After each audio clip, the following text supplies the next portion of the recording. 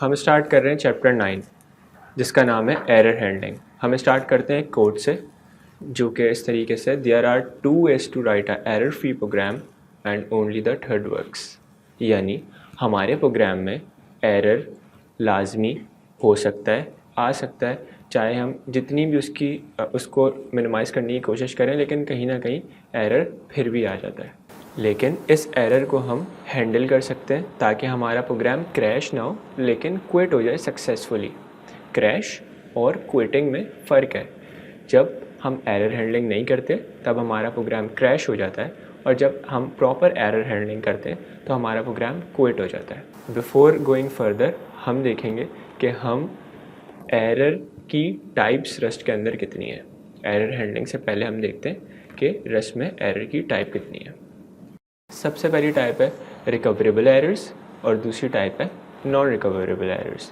यानी recoverable errors वो होते हैं जो कि हमारे प्रोग्राम को इंटायरली स्टॉप नहीं करते लेकिन वो फिर भी एरर्स होते हैं। लेट सपोज़ कि यूज़र ने एक फ़ाइल मांगी और वो फ़ाइल उस जगह पे नहीं रखी हुई, तो अब मैं इसको रिकवर कर सकता हूँ। मैं यूज़र को प्रॉम्प्ट कर दूँगा कि जो आपने फ़ाइल मांगी है वो फ़ाइल इस लोकेशन पे नहीं है, आप ट्राई अगेन करें किसी दूसरी लोकेशन पे। तो ये रिकवरेबल एरर है। इसको किस तरीके से हैंडल किया जाता है रस्ट में? एक रिज़ल्ट टाइप का इनम होता है जिसके अंदर 2 वेरिएंट्स होते हैं, एक ओके का वेरिएंट होता है, एक एरर का वेरिएंट होता है। अगर तो यूज़र ने जो फ़ाइल मांगी है वो उसको मिल गई है तो इसका मतलब क्या है? ओके का वेरिएंट चला है। और अगर यूज़र ने फ़ाइल मांगी है और उसको नहीं मिली तो इसका मतलब किसका वेरिएंट चला है? एरर का वेरिएंट चला है। इसके अंदर 2 जेनेरिक टाइप्स हैं, टी और ई। टी भी जेनेरिक है और ई भी जेनेरिक है। अब हम देखते हैं नॉन रिकवरेबल एरर्स को। नॉन रिकवरेबल एरर्स क्या होते हैं? लेट सपोज़ कि मैं एक ऐसे एरर के इंडेक्स को अपने पास मांग रहा हूँ जो कि मेमोरी में एग्जिस्ट ही नहीं करता। लेट सपोज़ कि मेरा एरे है इंडेक्स 5 का और मैं इंडेक्स 6 मांग रहा हूँ उससे, तो अब रस्ट पैनिक कर जाएगा। रस्ट को नहीं पता कि हमारे पास जो इंडेक्स 6 है उस पर क्या वैल्यू रखी हुई है। तो इस केस में हम इस एरर को किस तरह हैंडल करते हैं? पैनिक के मैक्रो से। जिस तरीके से प्रिंट एलन का मैक्रो है इसी तरीके से एक पैनिक का भी मैक्रो है। तो रस्ट हमें बहुत सारे फीचर्स देता है एरर हैंडलिंग के जो कि हम अभी कोड में भी देखेंगे। हमारे पास मोस्ट ऑफ द लैंग्वेजेस में इसकी डिस्टिंग्विशिंग नहीं होती, यानी जो हमारे पास रिकवरेबल एरर्स हैं और नॉन रिकवरेबल एरर्स हैं, इनको जो ज़्यादातर लैंग्वेज है वो इनको एक ही तरीके से ट्रीट करती हैं। और इनको सही करने का मैकेनिज़्म क्या होता है? उनके पास एक्सेप्शन, वो एक्सेप्शन थ्रो करती हैं जब भी उनके पास कोई भी एरर आता है। तो हमारे पास रस्ट में ये डिस्टिंग्विश है कि रिकवरेबल एरर्स हैं और नॉन रिकवरेबल एरर्स हैं। अब हम बात करते हैं नॉन रिकवरेबल एरर्स की, जो कि हम पैनिक से डील करते हैं। कभी कभी डेवलपर के पास इस तरीके की सिचुएशन आ जाती है जिसको वो हैंडल नहीं कर सकता, तो इस केस में वो पैनिक का मैक्रो यूज़ करता है। पैनिक का मैक्रो 3 चीज़ें करता है। सबसे पहली चीज़ क्या करता है? हमारे पास फेलियर मैसेज को प्रिंट करता है। दूसरी चीज़ क्या करता है? दूसरी चीज़ ये करता है कि वो क्लीन करता है हमारे पास स्टैक को, अनवाइंडिंग करके वो क्लीनिंग करना शुरू कर देता है स्टैक की। हम इस पॉइंट को आगे डिटेल में डिस्कस करेंगे। तीसरा पॉइंट क्या करता है? तीसरा पॉइंट ये करता है कि वो सक्सेसफुली क्विट कर देता है। क्रैश नहीं करता प्रोग्राम को, क्विट कर देता है सक्सेसफुली। पैनिक हम जब लगाते हैं जब डेवलपर को पता नहीं होता, वो एम्बिग्यूअस होता है कि इस सिचुएशन में क्या किया जाए, इस सिचुएशन का कंट्रोल इसके पास नहीं होता, तो इस सिचुएशन में वो पैनिक का मैक्रो यूज़ करता है। हमने जो पॉइंट 2 डिस्कस किया कि रस्ट क्या करता है? स्टैक में जाता है और अनवाइंड करना शुरू करता है हमारा प्रोग्राम। तो इसका मतलब ये है कि जब भी हम कोई प्रोग्राम लिखते हैं, फंक्शंस लिखते हैं, तो अब फंक्शन स्टैक में जाके सेव होते रहते हैं और स्टैक से आके पॉप होते रहते हैं। तो हम इसकी एग्जांपल देखते हैं अपने कोड में और फिर उससे समझते हैं कि स्टैक को जब पैनिक का मैक्रो कॉल होता है तब वो स्टैक को कैसे अनवाइंड करता है, कैसे क्लीन करता है। लेट सपोज़ कि मेरे पास यहाँ पे एक फंक्शन है जिसका नाम है फर्स्ट फंक्शन। यहाँ पे एक और फंक्शन है, इसका नाम है second function. F N main किसको कॉल कर रहा है? F N main first function को कॉल कर रहा है। फर्स्ट फंक्शन किसको कॉल कर रहा है? सेकंड फंक्शन को कॉल कर रहा है। और सेकंड फंक्शन में यहाँ पे मेरे पास लेट सपोज के पैनिक हो गया है।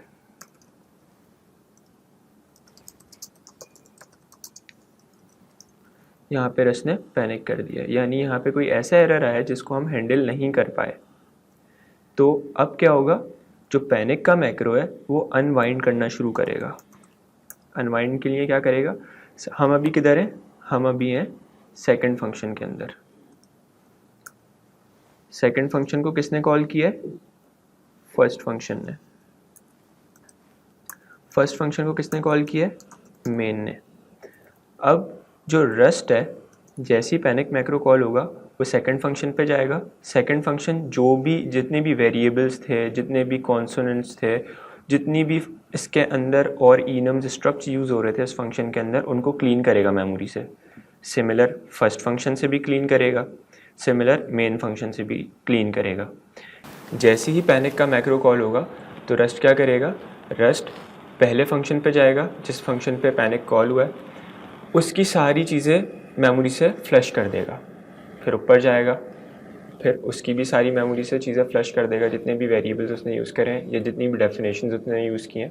इसी तरीके से पूरा स्टैक में जितनी भी फंक्शन कॉलिंग है सबकी मेमोरी वो फ्लश करेगा, ताकि हमारी मेमोरी फ्री हो सके। क्योंकि अब तो हमारा प्रोग्राम क्विट हो चुका है, तो अब मेमोरी में उसके वेरिएबल्स, उसकी डेफिनेशन रखने का कोई फ़ायदा नहीं है। तो जब पैनिक मैक्रो चलता है तो वो हमेशा पीछे बैकग्राउंड में क्या कर रहा होता है, पीछे बैकग्राउंड में अनवाइंडिंग कर रहा होता है, स्टैक में मूव कर रहा होता है, स्टैक में मूव करने के साथ साथ मेमोरी को क्लीन कर रहा होता है। लेकिन ये बहुत बड़ा काम है, ये बहुत बड़ी हैसल है।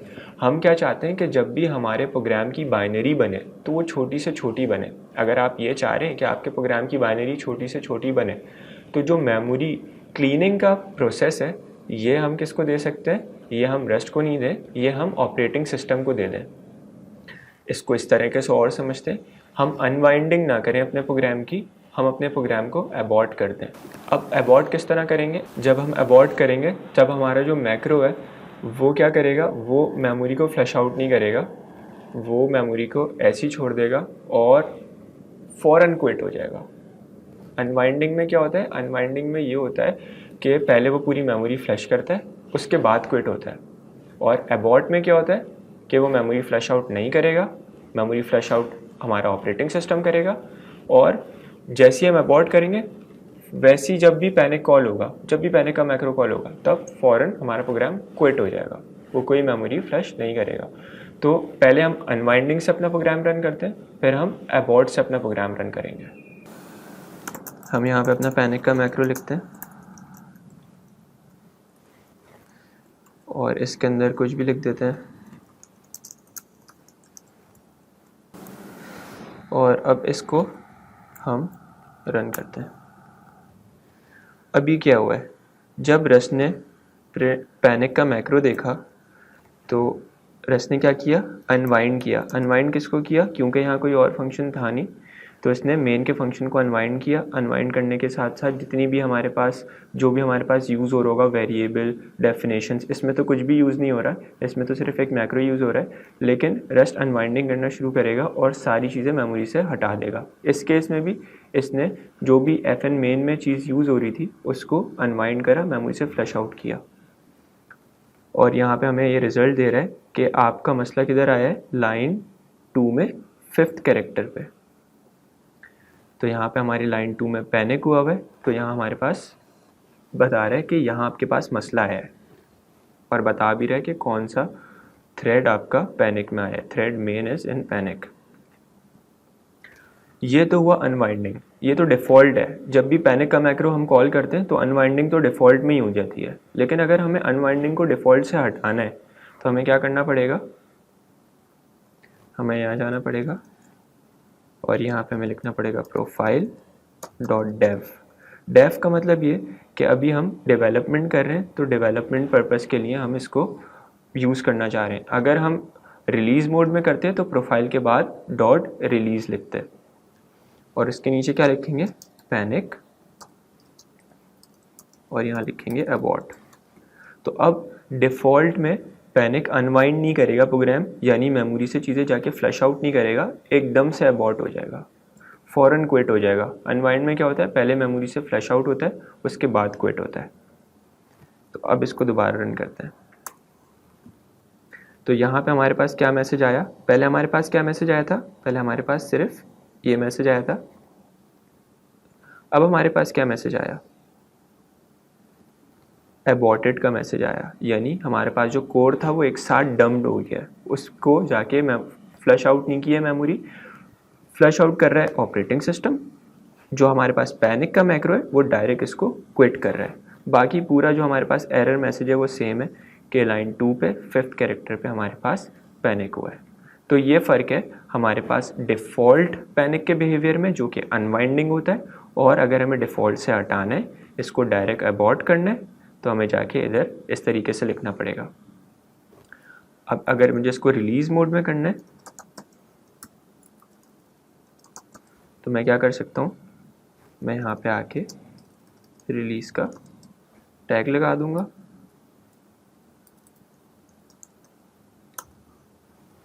तो यहाँ पे ये इस तरीके से चलेगा। रिलीज़ तब हम लगाते हैं जब हम अपना प्रोग्राम प्रोडक्शन में दे रहे होते हैं, यानी हम रिलीज़ बिल्ड निकाल रहे होते हैं। अब इससे पहले हम क्या कर रहे थे, इससे पहले हम डेवलपमेंट बिल्ड निकाल रहे थे, क्योंकि अभी तक हमारा प्रोग्राम रेडी नहीं हुआ था प्रोडक्शन में लाने के लिए। रिलीज़ का फ्लैग हम तब लगाते हैं जब भी हमें अपना प्रोग्राम कंप्लीट हो गया होता है और अब हम इसको प्रोडक्शन में दे रहे होते हैं। हम अपनी एग्जांपल में एक और डिटेल देखते हैं, क्योंकि ये हमारी फ़ाइल है, इस वजह से हमें ये यहाँ पे नोटिफाई भी कर रहे हैं कि सोर्स main.rs लाइन 2 और कैरेक्टर 5।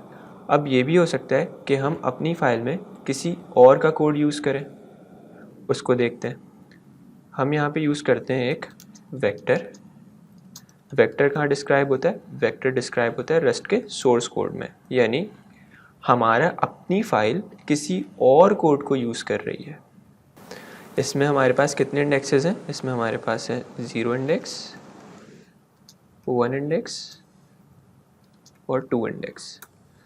अगर हम इससे 89 इंडेक्स पे वैल्यू मंगवाएं तो यहाँ पे क्या होगा, यहाँ पे हमारी फ़ाइल जो है वो रॉन्ग है और इसके करस्पॉन्ड पैनिक रन होगा। किधर रन होगा पैनिक, रस्ट के सोर्स कोड में, जहाँ हमारे पास वेक्टर डिफाइन है वहाँ कहीं इस चीज़ का पैनिक डिफाइन होगा कि अगर हमारे पास जितने इंडेक्स हैं उससे ज़्यादा वैल्यू आ जाए तो पैनिक हो जाए।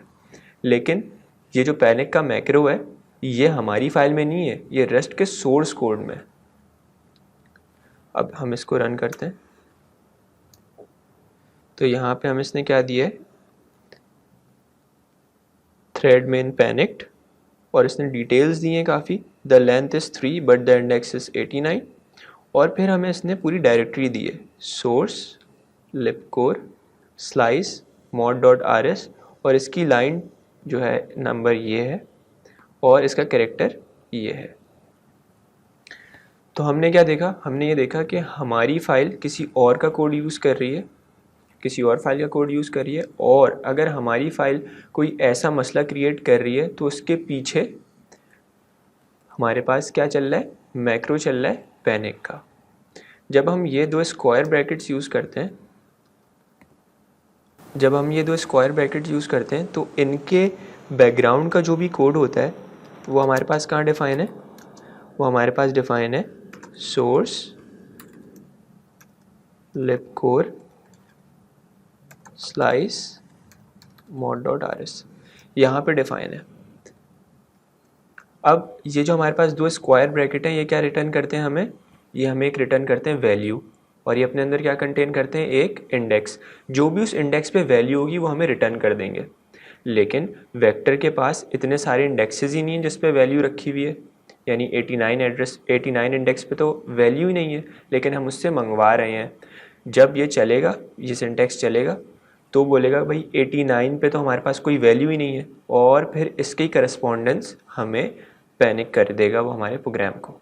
हमने यहाँ क्या देखा, हमने ये देखा कि हमारे पास जो वेक्टर में इंडेक्स था वो 89 था, लेकिन हमारे पास सिर्फ कितने इंडेक्सेस थे, सिर्फ 2 इंडेक्सेस थे, यानी हमारे पास 89 पे तो कोई वैल्यू है ही नहीं, तो रस्ट हमें पैनिक कर देगा। लेकिन अगर ये हमारे पास सी लैंग्वेज होती तो क्या होता कि लेट सपोज कि मेरा जो एरे है वो है लेट्स से 2 इंडेक्सेस का, मैं उससे मंगवा रहा हूँ कौन सी वैल्यू, लेट्स सपोज उससे मंगवा रहा हूँ मैं इंडेक्स 100 पे जो वैल्यू रखी हुई है। तो अब जो इंडेक्स 100 है मेरे पास, जिस मेमोरी को पॉइंट आउट कर रहा होगा, जो भी उस मेमोरी पे चीज़ रखी हुई होगी वो हमारे पास उठ के आ जाएगी। तो ये क्या है, ये एक सिक्योरिटी वल्नरेबिलिटी है। इससे जो अटैकर्स होते हैं वो इन्फॉर्मेशन भी ले सकते हैं जो उनके लिए हिडन होती है। तो वो कोई सा भी हमारे पास इंडेक्स लिखेंगे और इंडेक्स लिखने के बाद हमारे पास जो मेमोरी में उसको पॉइंट आउट कर रहा है इंडेक्स, जिस मेमोरी को, उस मेमोरी से सामान उठ के उसको डिस्प्ले हो जाएगा। लेकिन रस्ट हमें यहाँ पे रोक देती है। किस तरीके से रोकती है? पैनिक मैक्रो से। ये काम हमारे पास सी में हमें बहुत लंबी लाइन ऑफ कोड लिखना पड़ता है, तब जाके हम अचीव कर पाते हैं। लेकिन यहाँ पे हम सिर्फ एक पैनिक का मैक्रो लिख रहे हैं और हमारा काम हो रहा है। इससे हमारे पास ये फ़ायदा हो रहा है कि जो हमारे पास सिक्योरिटी वल्नरेबिलिटी है वो भी कम हुई है। हमें इंडेक्स जो है वो मेमोरी को पॉइंट नहीं करने दे रहा। रखी हुई है कोई वैल्यू 99 इंडेक्स पे, कोई गार्बेज वैल्यू होगी हमारी मेमोरी के अंदर, लेकिन रस्ट हमें रोक रहा है कि आप उस मेमोरी को एक्सेस नहीं कर सकते, उस मेमोरी को नहीं देख सकते, क्योंकि आपका प्रोग्राम पैनिक हो गया है। आपके पास वेक्टर में इतने इंडेक्सेस थे ही नहीं, तो आप इसको एक्सेस भी नहीं कर सकते। अब हम देखते हैं एक माइनर डिटेल को जो हमने अपने आउटपुट में देखी है, रस्ट बैक ट्रेस। चलते हैं और देखते हैं कि इस चीज़ को हम किस तरीके से कैटर कर सकते हैं। हम यहाँ ये दोबारा प्रोग्राम रन करते हैं और हमने यहाँ तक तो डिस्कस कर लिया है क्या हुआ है। इसके बाद क्या है, Rust back trace is equal to 1 environment variable to display a back trace. इसका मतलब ये है कि हम बैक ट्रेस से क्या चीज़ हासिल कर सकते हैं, वो सारी चीज़ें हासिल कर सकते हैं जिस फंक्शन ने जिस फंक्शन को कॉल किया, इससे ऊपर जो फंक्शन है उसने उसको कॉल करा, यानी पूरी लिस्ट ऑफ द फंक्शन हम बैक ट्रेस से देख सकते हैं। अपना जो भी हमारे पास एरर आया है उसको आइडेंटिफाई करने के लिए हम ये कमांड चलाएंगे और इससे हमें अंदाज़ा हो जाएगा कि हमारा एरर किस स्पेसिफिक लाइन पे आया है। तो अब हम VS कोड के टर्मिनल से हट के अपने उबंटू के टर्मिनल पे इसी फाइल को रन करते हैं। ये हमारा इन्वायरमेंट वेरिएबल है रस्ट बैक ट्रेस। इसको 0 के अलावा हम किसी भी वैल्यू पे सेट कर सकते हैं। हमने 1 पे सेट करा इसको और कार को रन कर दिया। अब ये हमें पूरी बैक ट्रैकिंग दे रहा है, यानी किस कोड ने किस कोड को कॉल किया, फिर इस कोड को कॉल किया, यानी 0 किस कोड को कॉल कर रहा है, 1 को, 1 किसको कर रहा है, 2 को। इसी तरीके से ये हमारे पास चल रहा है। अब हमें किस तरीके से इसको देखना है, हमें देखना है टॉप टू बॉटम। हम स्टार्ट होंगे 0 से टिल 1 2 3 4 और जब तक हम अपनी फ़ाइल नहीं देख लेते। तो हमारी फ़ाइल कहाँ आ रही है, 12 लाइन में आ रही है। हमारे प्रोजेक्ट का नाम है P2 और ये हमारा फंक्शन मेन है। इसके अंदर हमारे पास सोर्स का फोल्डर है और ये हमारे पास हमारी फ़ाइल है। ये हमें लाइन नंबर भी बता रहे हैं कि किस लाइन नंबर पे हमारे पास एरर जनरेट हुआ है। तो लाइन नंबर 4 पे हमारे पास एरर है। यहाँ पे हमारा जो भी कोड है उससे ऊपर जितनी भी लाइंस लिखी हुई हैं वो क्या है, वो लाइंस हैं जो कि हमारा कोड कॉल करता है, और जितनी भी लाइन नीचे हैं वो कौन सी लाइन है, जिसको जो लाइंस हमारे कोड को कॉल करती हैं। जब भी हमारे पास पैनिक आए, जब भी हमारे पास कोई ऐसा एरर आए जो हम नहीं आइडेंटिफाई कर पाएँ, तो हम बैक ट्रेस करते हैं और बैक ट्रेस करने के साथ साथ हमें ये अंदाज़ा हो जाता है कि हमारा किस वजह से एरर आया है। ये जितनी भी सारी फाइल्स हैं, ये फाइल्स आपकी हो सकती हैं, स्टैंडर्ड लाइब्रेरी कोड हो सकता है, रस्ट का कोड हो सकता है, और वो क्रेट्स हो सकते हैं जो आप अपनी फ़ाइल में यूज़ कर रहे हैं। अब हम बात करेंगे रिकवरेबल एरर्स के बारे में। रिकवरेबल एरर्स क्या होते हैं? सम एरर्स ऐसे होते हैं कि जो कि इतने क्रिटिकल नहीं होते, जिनकी बिना पे हम अपने प्रोग्राम का जो फ्लो है वो एंटायरली स्टॉप कर दें। हम अपने यूज़र को प्रॉम्प्ट कर देते हैं कि आप ये चीज़ किसी और तरीके से भी कर सकते हैं। लेट्स सपोज कि हम एग्जांपल लेते हैं एक फ़ाइल की। हमारे पास एक फ़ाइल है और हम अपने कोड में क्या चाह रहे हैं कि वो फ़ाइल ओपन हो जाए, लेकिन लेट्स सपोज वो फ़ाइल वहाँ पे मौजूद ही नहीं है। तो अब हमारा जो प्रोग्राम है वो उस फाइल को ओपन नहीं कर सकता। लेकिन इसका मतलब ये नहीं है कि हमारा प्रोग्राम रुक जाए।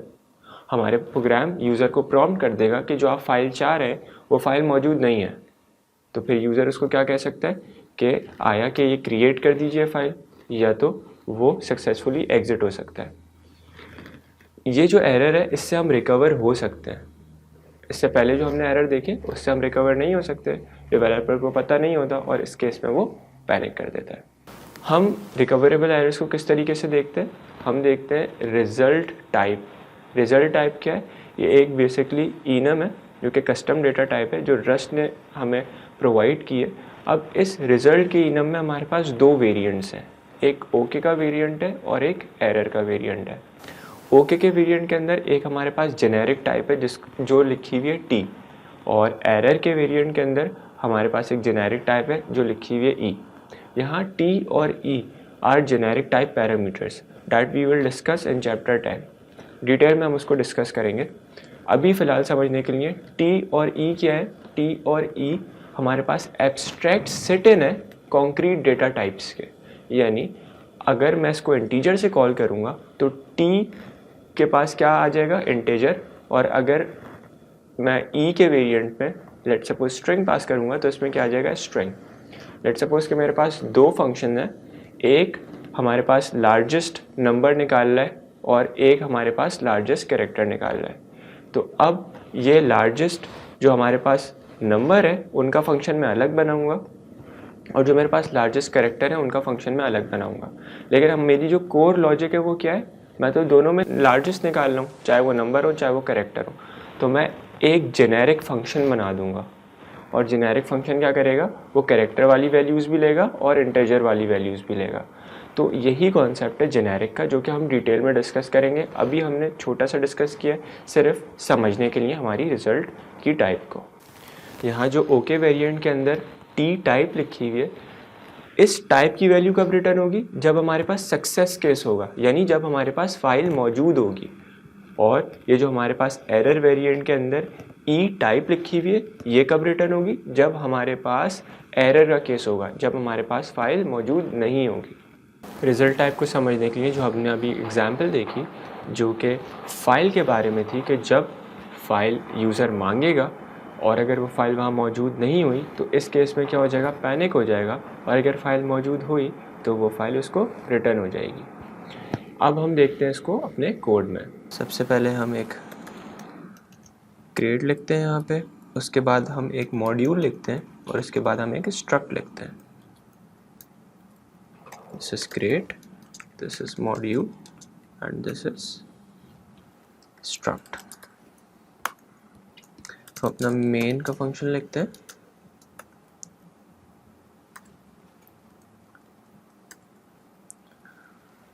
इस मेन के फंक्शन में एक वेरिएबल बनाते हैं। वेरिएबल बनाने के बाद स्ट्रक्ट यूज़ करते हैं और स्ट्रक्ट के पास एक एसोसिएटेड फंक्शन है ओपन का, जिसके अंदर अपने फाइल का नाम देते हैं।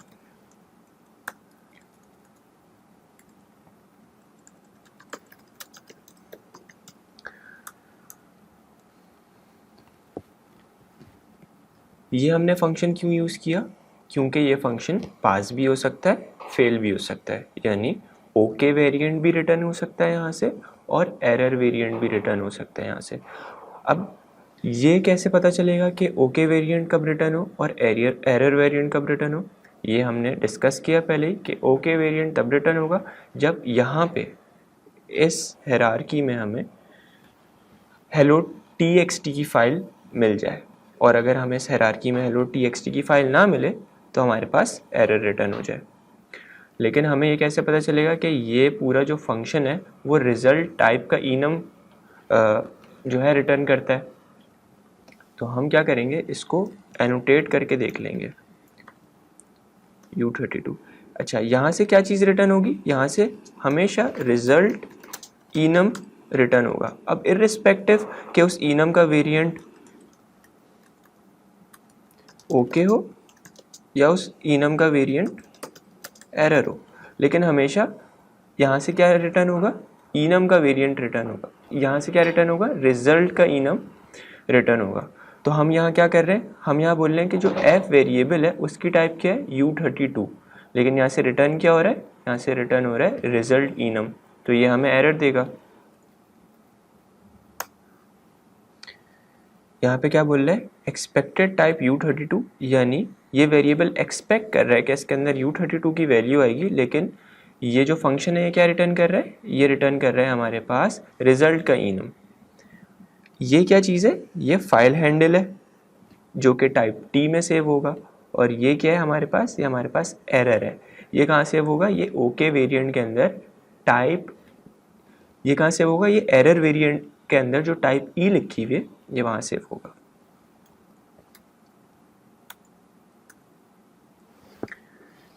अब हम ये कर सकते हैं कि हम मैच करा सकते हैं कि कब हमारे पास ये फंक्शन चले और फाइल इसको मिल जाए और कब ये फंक्शन पैनिक जनरेट करे। तो हम मैच स्टेटमेंट यूज़ करेंगे यहाँ पे।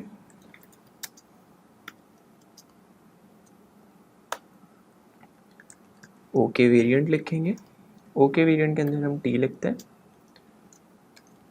और यहाँ पे T लिख देते हैं। एरर वेरिएंट लिखेंगे, एरर वेरिएंट के अंदर हम E लिखते हैं और यहाँ पे लिख देते हैं पैनिक फाइल नॉट फाउंड।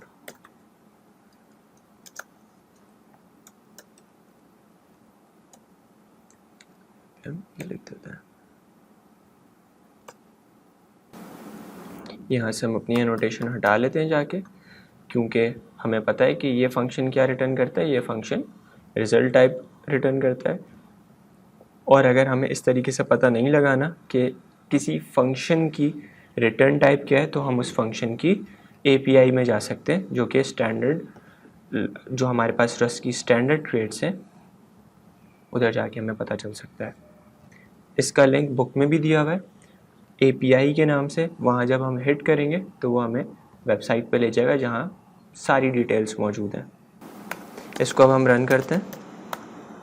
यहाँ पे इसने हमें एरर दिया है और एरर का लाइन नंबर भी बताया है कि हमारे पास एरर कहाँ जनरेट हुआ है, लाइन 11 पे जनरेट हुआ है, यानी ये फ़ाइल हमारे पास मौजूद नहीं थी तो हमारे पास इसको ये फ़ाइल नहीं मिली। लेट्स सपोज कि हम यहाँ पे आके एक फ़ाइल क्रिएट कर लेते हैं।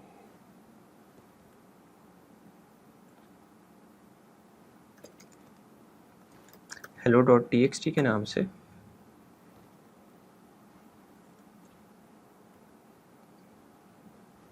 अब इसको रन करते हैं तो अब हमें इसने कोई एरर नहीं दिया। सक्सेस के केस में जो हमारे पास f वेरिएबल है, इसके पास कौन सा इंस्टेंस आएगा, ओके का इंस्टेंस आएगा। और जब हमारे पास फाइल नहीं मिलेगी तो f वेरिएबल के अंदर कौन सा इंस्टेंस आएगा, एरर का इंस्टेंस आएगा। ये t और e ये सिर्फ वेरिएबल्स हैं जेनेरिक टाइप पैरामीटर के। हम इसकी जगह फाइल ये भी लिख सकते हैं, इसकी जगह ये भी लिख सकते हैं। हमने क्या देखा, हमने देखा कि अगर हमें hello.txt की फ़ाइल अपनी हायरार्की में नहीं मिली तो हमारा प्रोग्राम पैनिक कर रहा था। अब हम देखते हैं कि अगर हमें hello.txt की फ़ाइल नहीं मिल रही तो हम hello.txt की फ़ाइल क्रिएट कर लेते हैं। और अगर हमारे पास hello.txt की फ़ाइल मौजूद है लेकिन हमारे पास परमिशन नहीं है उसको एक्सेस करने के लिए, तो उस केस में हम क्या कर देंगे, उस केस में हम नॉर्मली पैनिक कर देंगे। तो चलिए इसको कोड में देखते हैं। सबसे पहले हम अपने स्कोप में स्टैंडर्ड इनपुट आउटपुट का क्रिएट मंगवा लेते हैं और उसके बाद हम मंगवा लेते हैं स्टैंडर्ड फाइल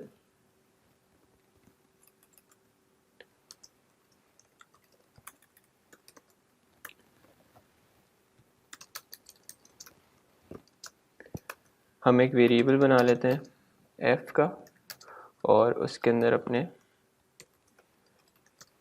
फाइल के स्ट्रक्ट पे ओपन का मेथड कॉल करते हैं और इसमें hello.txt लिखते हैं।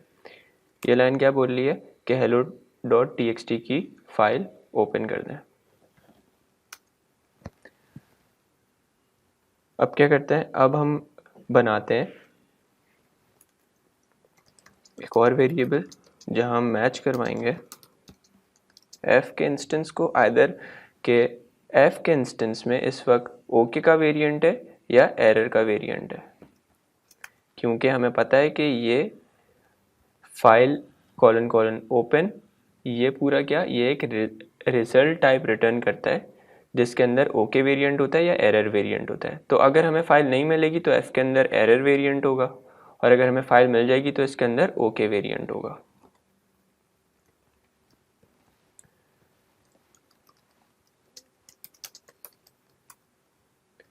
इन केस ऑफ एरर, यहाँ एरर आएगा। और अब क्या करूँगा मैं, इस टाइप पे जो कि जेनेरिक टाइप पैरामीटर है उसके ऊपर एक फंक्शन कॉल कर दूंगा काइंड का।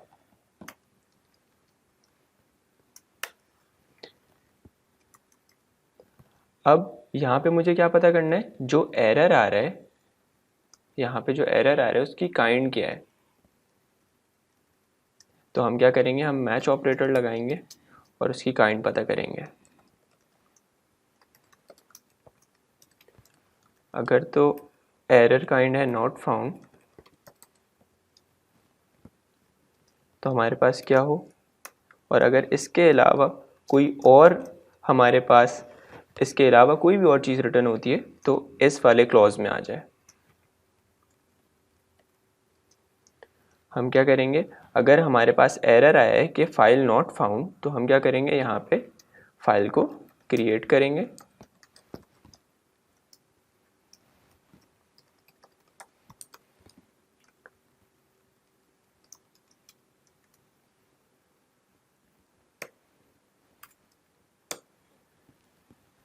अब इस फाइल क्रिएशन में भी हमारे पास क्या आ सकता है, एरर आ सकता है। तो हम दोबारा मैच लगाएंगे कि अगर फाइल बनी है नहीं बनी।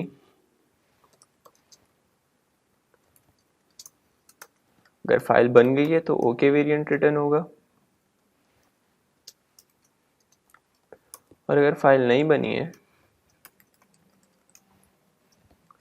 तो हमारे पास पैनिक हो जाएगा।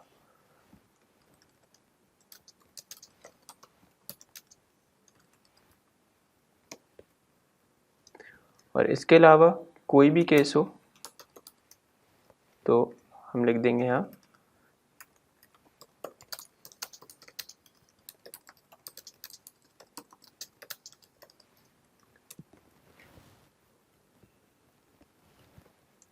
हमने जो यहाँ एरर काइंड का इनम लिया है इसको हम ऊपर अपने प्रील्यूड में मंगवा लेते हैं। इसको रन करके देखते हैं तो हमारे पास hello.txt की फ़ाइल बन गई। इससे पहले हमारे पास hello.txt की फ़ाइल नहीं थी। अब इस कोड को हम डिटेल में देखते हैं।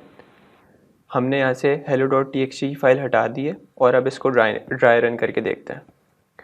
लेट सपोज़ कि हमारे पास यहाँ पे hello.txt की फ़ाइल नहीं है, तो हम इससे बोल रहे हैं कि फ़ाइल को ओपन करो hello.txt की। तो ये हमें क्या रिटर्न करेगा, ये हमें रिटर्न करेगा एरर वेरिएंट, और उस एरर वेरिएंट के अंदर टाइप क्या होगी, एरर वेरिएंट के अंदर टाइप होगी IO एरर। यानी अब F में क्या आ चुका है, F के अंदर एरर वेरिएंट आ चुका है और एरर वेरिएंट के अंदर क्या टाइप है, IO एरर। तो जब F को मैच कर रहा होगा यहाँ पे मैच का ऑपरेटर, तो ये कौन से वाले क्लॉज में आएगा, ये एरर वाले पैटर्न में आएगा।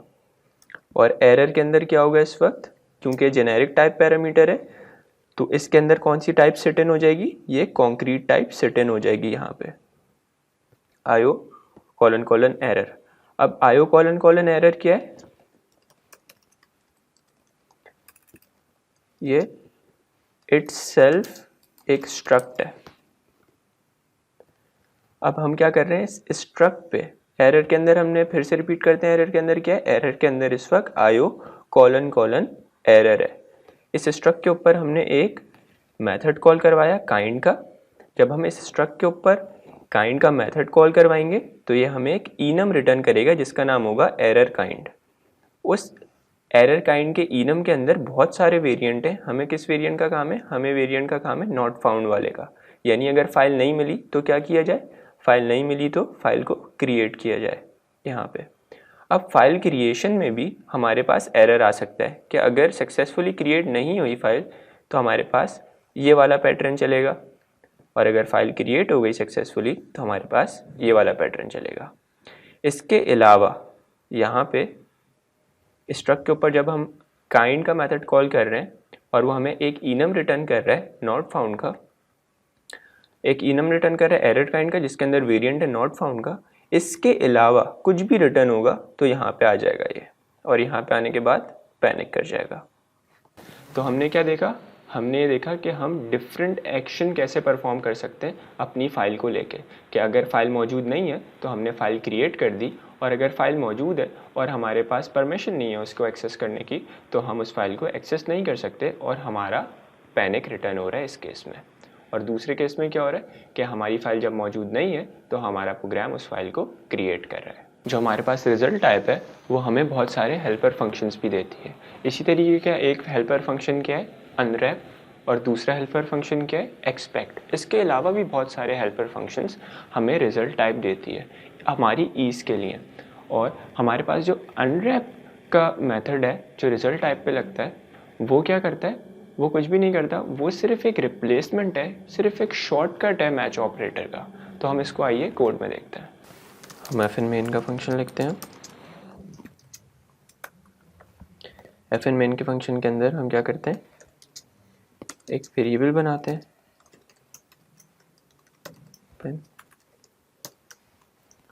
और यहाँ पे हम hello.txt की फ़ाइल का नेम दे देते हैं। इसके आगे क्या लिखेंगे? अब हमें पता है कि फाइल : ओपन एक रिज़ल्ट इनम रिटर्न करता है, तो जब रिज़ल्ट इनम जनरेट करेगा रिटर्न करेगा तो उसके ऊपर हम क्या लगा देंगे? अनरैप का फंक्शन लगा देंगे। अब इस फाइल को रन करके देखते हैं। हमारे पास इस वक्त याद रहे कि hello.txt की फ़ाइल मौजूद नहीं है P1 के फोल्डर के अंदर, तो इसने हमें पैनिक कर दिया। जब हमारे पास रिज़ल्ट का इनम ओके वेरिएंट रिटर्न करता है तो अनरैप का फंक्शन क्या करता है? अनरैप का फंक्शन क्या करता है कि उस ओके वेरिएंट को हमारे पास as a file handle show कर देता है, और अगर हमारे पास रिज़ल्ट टाइप जो है हमारे पास वो एरर वेरिएंट शो करती है तो इस केस में अनरैप क्या करता है? इस केस में अनरैप पैनिक कर देता है। तो अभी हमने क्या देखा? हमारे पास hello.txt की फ़ाइल मौजूद नहीं थी, तो फाइल : ओपन के फंक्शन ने एक रिज़ल्ट इनम जनरेट किया। उस रिज़ल्ट इनम के अंदर वेरिएंट क्या था? उस रिज़ल्ट इनम का वेरिएंट एरर था इस वक्त, क्योंकि हमारे पास hello.txt की फ़ाइल मौजूद नहीं है। तो हमारे पास जो अनरैप का मेथड है उस अनरैप के मेथड ने हमारे पास क्या शो कर दिया?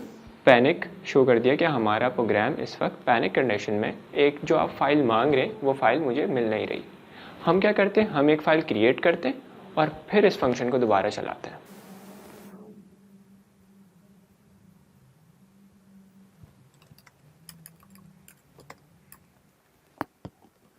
याद रहे कि हम अपने प्रोजेक्ट के अंदर hello.txt की फ़ाइल क्रिएट करेंगे, सोर्स के फोल्डर के अंदर hello.txt की फ़ाइल क्रिएट नहीं करेंगे। अब इस फंक्शन को चलाते हैं तो ये फंक्शन हमारे पास बिल्कुल ठीक चल गया। यानी इस केस में क्या हुआ होगा? फाइल ओपन ने क्या रिटर्न किया होगा? यहाँ पे ओके का वेरिएंट रिटर्न किया होगा, जिसके अंदर यहाँ पे क्या होगा? एक फाइल हैंडल होगा जिसकी जेनेरिक टाइप पैरामीटर मैंने एस लिया हुआ है, और उसके ऊपर जब मैं अनरैप कॉल करूँगा यहाँ पे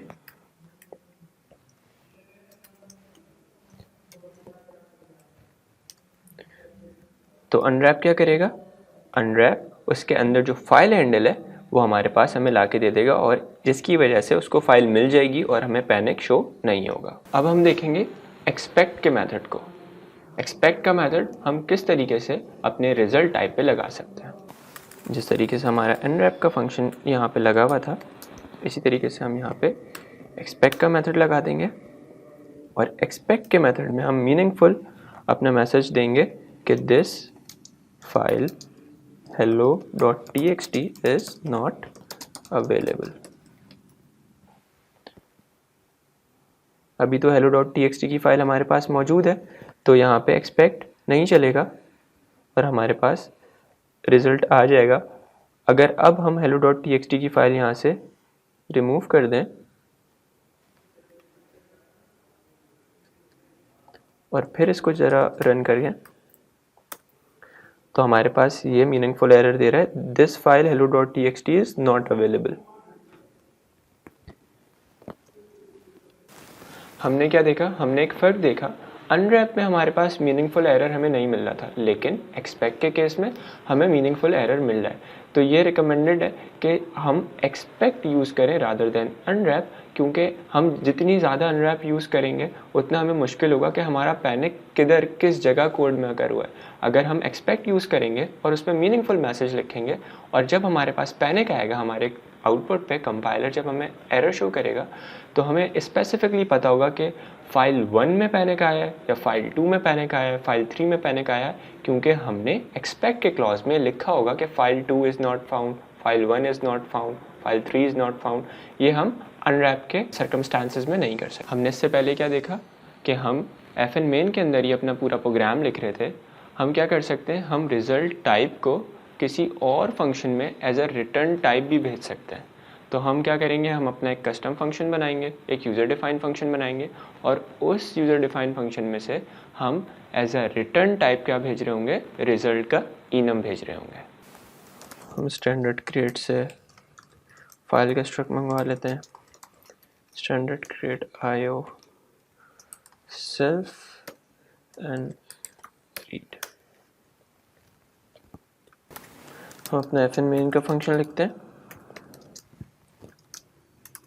एफ एन मेन के फंक्शन के अंदर हम एक और फंक्शन बनाते हैं।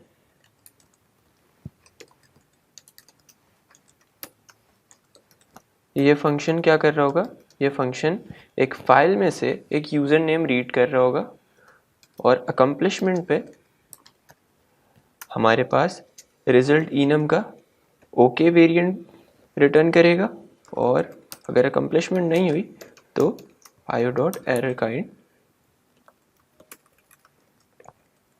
पे एरर रिटर्न करेगा, IO colon colon error which is a struct. हमारे पास एरर के केस में ये रिटर्न होगा यहाँ से।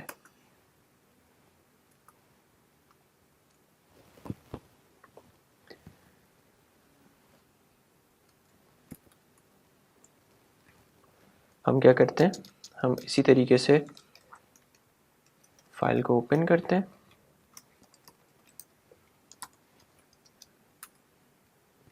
अगर फाइल अगर सक्सेसफुली ओपन हो जाती है तो ओके वेरिएंट देगी, उसको हम यहाँ पे चेक करवा लेते हैं। इसको हमें म्यूटेबल बनाना पड़ेगा, we will talk on this in a bit. और उसके बाद हम क्या करते हैं, ओके वेरिएंट के अंदर फाइल, और अगर हमारे पास एरर वेरिएंट आएगा तो हम यहाँ पे एरर शो करेंगे और एरर को, पूरे एरर के वेरिएंट को यहीं से रिटर्न भी करा देंगे। किधर रिटर्न करा देंगे, कॉलिंग फंक्शन में, जो कि read user name from the file, ये जो फंक्शन है इसको जो कॉल कर रहा होगा उधर हम क्या भिजवा देंगे, एरर का variant which consist of a type.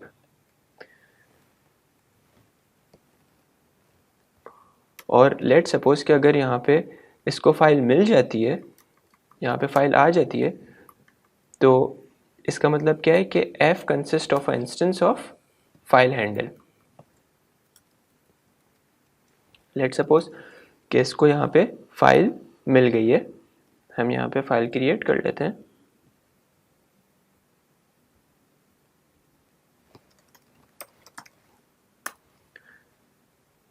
Let suppose इसको फाइल मिल गई तो यहाँ पे क्या आएगा, ओके का वेरिएंट आएगा, यानी f किससे इनिशियलाइज है, f इनिशियलाइज है ओके के वेरिएंट से।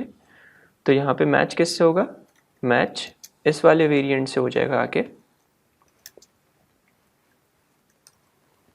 यानी f में हमारे पास क्या है, f में हमारे पास इस वक्त फाइल हैंडल मौजूद है, जिसका मतलब क्या, सिंपल कि f में हमारे पास हमारी फाइल मौजूद है। हम यहाँ पे एक स्ट्रिंग बनाते हैं म्यूटेबल टाइप का,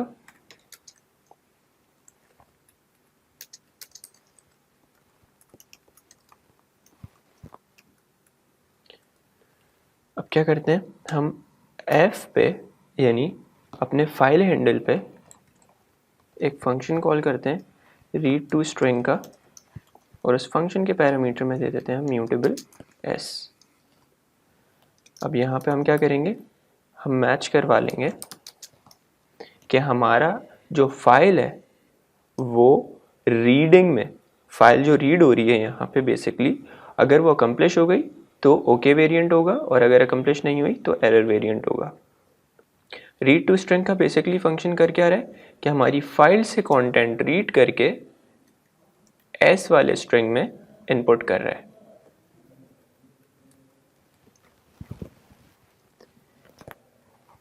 यहाँ पे हम लिखते हैं ओके, ओके के वेरिएंट के अंदर लिखते हैं फाइल, और यहाँ से हम क्या रिटर्न करा देंगे, क्योंकि हम फंक्शन से रिटर्न करा रहे हैं तो अपना पूरा वेरिएंट यहाँ पे रिटर्न करा देंगे।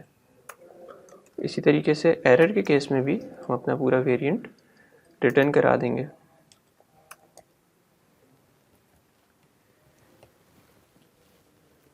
यहाँ से अगर हमारे पास जो यूज़र नेम है जो कि फाइल के अंदर है वो अगर रिटर्न होगा तो इसका मतलब क्या, हमारा ओके वेरिएंट चला है।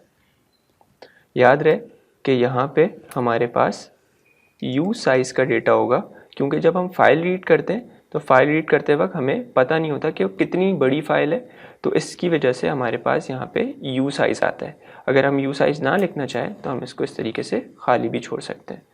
और f की जगह हमारे पास क्या आएगा, f की जगह वो चीज़ आएगी हमारे पास जिसके अंदर हम अपनी फ़ाइल को रीड कर रहे हैं, यानी कि s। और जब हमारे पास हमारा यूज़र नेम हमें मिल जाएगा तो हमारे पास कौन सी लाइन रिटर्न होगी, ये वाली लाइन रिटर्न हो जाएगी। हमें एक्सप्लिसिटली यहाँ रिटर्न लगाने की ज़रूरत नहीं है, क्योंकि it is the last line of our function.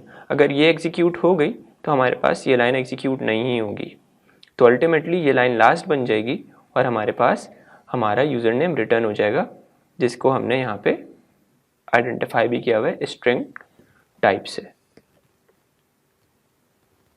तो हम hello.txt के फाइल के अंदर जाके अपना यूज़र नेम लिख देते हैं,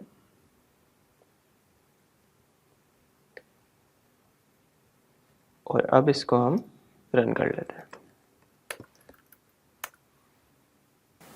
हमारे प्रोग्राम में एक एरर है, हम उस एरर को देखते हैं और उस एरर को रिजॉल्व करने की कोशिश करते हैं। ये क्या बोल रहा है, expected struct this found enum this,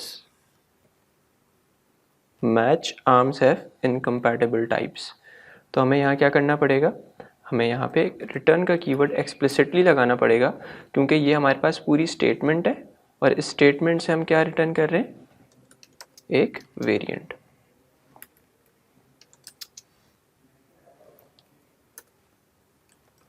तो हमारे पास ये प्रोग्राम बिल्कुल ठीक चल जाएगा। हमने अपना फंक्शन तो यहाँ पे लिख लिया पूरा, अब हम इस फंक्शन को कॉल कर लेते हैं।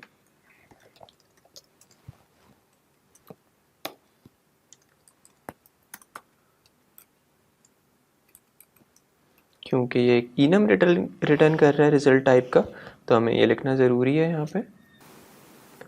तो इसने हमें ओके के वेरिएंट के अंदर हमारा यूज़र नेम ला के दे दिया। हमने क्या देखा, हमने देखा जो हमारा यूज़र डिफाइंड फंक्शन था जो कि एक यूज़र नेम रीड कर रहा था एक फ़ाइल से, उसकी रिटर्न टाइप क्या थी, उसकी रिटर्न टाइप थी रिज़ल्ट, और वो हमने कहाँ पे पास करी, कॉलिंग कोड में। तो हमने जितने भी हमारे पास एरर्स थे, जो भी हमारे पास एरर की टाइप थी, उनका हमने इख्तियार किसको दे दिया, हमने इख्तियार दे दिया उनका कॉलिंग कोड को।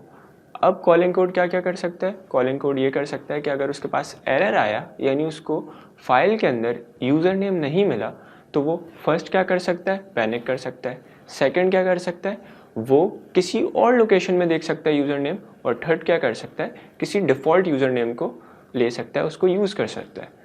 तो ये जो सारी चीज़ें, ये जो पूरा हैंडलिंग है एरर्स का, ये हमने कॉलिंग कोड को दे दिया। इंस्टेड ऑफ कि हम अपने ही यूज़र डिफाइंड फंक्शन में इसकी हैंडलिंग भी करते, हमने क्या किया, हमने जितने भी हमारे पास पॉसिबल एरर्स आ सकते थे उनको प्रोपगेट कर दिया, कहाँ पे, at the calling function.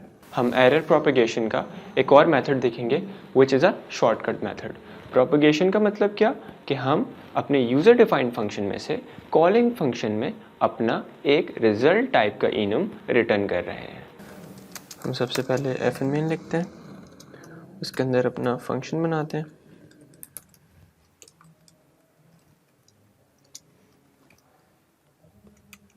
Function का कीवर्ड लिखते हैं यहाँ पे। इसी तरीके से यहाँ से एक रिजल्ट टाइप का enum स्ट्रिंग,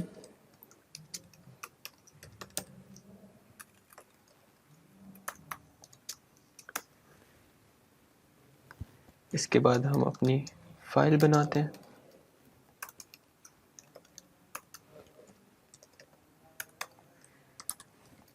जो हमारी फाइल को ओपन करेगी, और उसके बाद हम यहाँ पे क्या लिखेंगे, हम यहाँ पे लिखेंगे क्वेश्चन मार्क। क्वेश्चन मार्क के बाद हम टर्मिनेटर लगा देंगे। ये क्वेश्चन मार्क बेसिकली शॉर्टकट है एरर को प्रोपिगेट करने का। लेट्स सपोज कि यहाँ पे मेरे पास फाइल मौजूद नहीं है,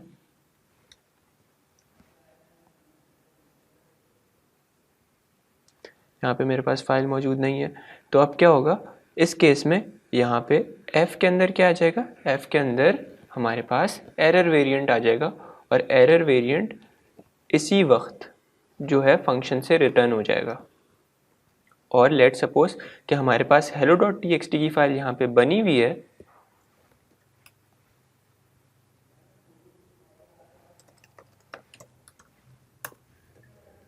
तो उस केस में क्या होगा, उस केस में फाइल हैंडल आके सेव हो जाएगा f में। इस वक्त फाइल हैंडल रिटर्न नहीं होगा, फाइल हैंडल आके सेव हो जाएगा हमारे पास f में। उसके बाद हम एक स्ट्रिंग बना लेते हैं म्यूटेबल टाइप का,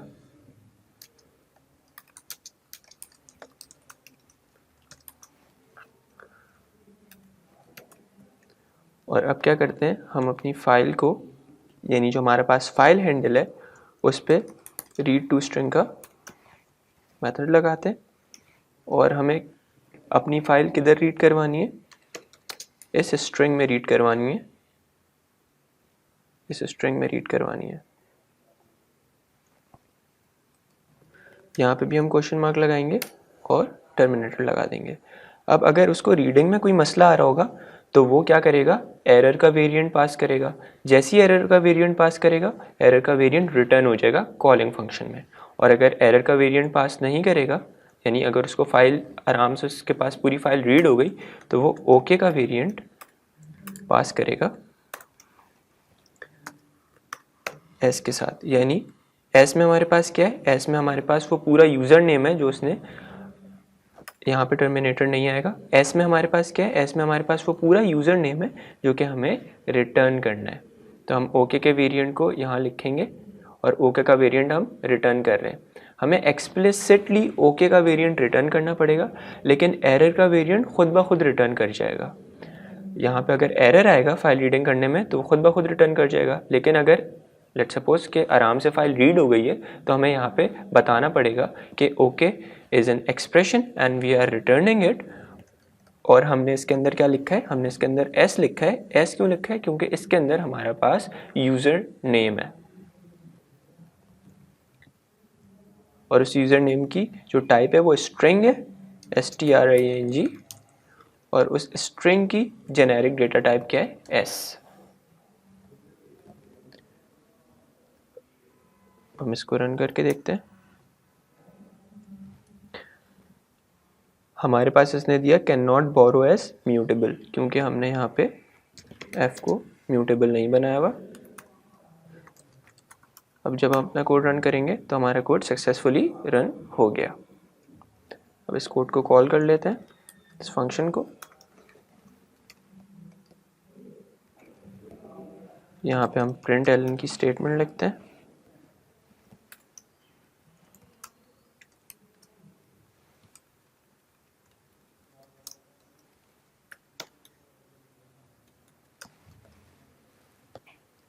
और अब इसको रन करते हैं। तो इसने ओके वेरिएंट के अंदर हमें क्या दिया, कुछ भी नहीं दिया, क्योंकि ओके वेरिएंट के अंदर अभी कुछ है ही नहीं। जाके इसमें नाम लिखेंगे, दोबारा इसको फिर चलाएंगे तो यहाँ पे हमने इसने नाम दे दिया।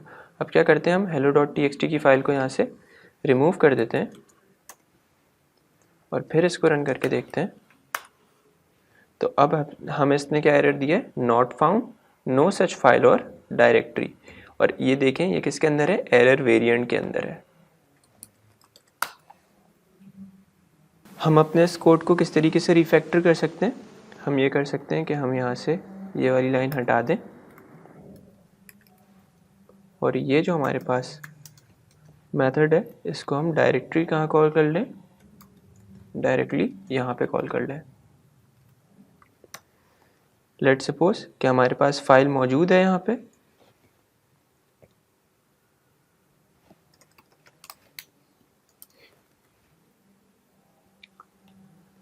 अगर हमारे पास फाइल मौजूद है तो क्या होगा, ओके का वेरिएंट आएगा,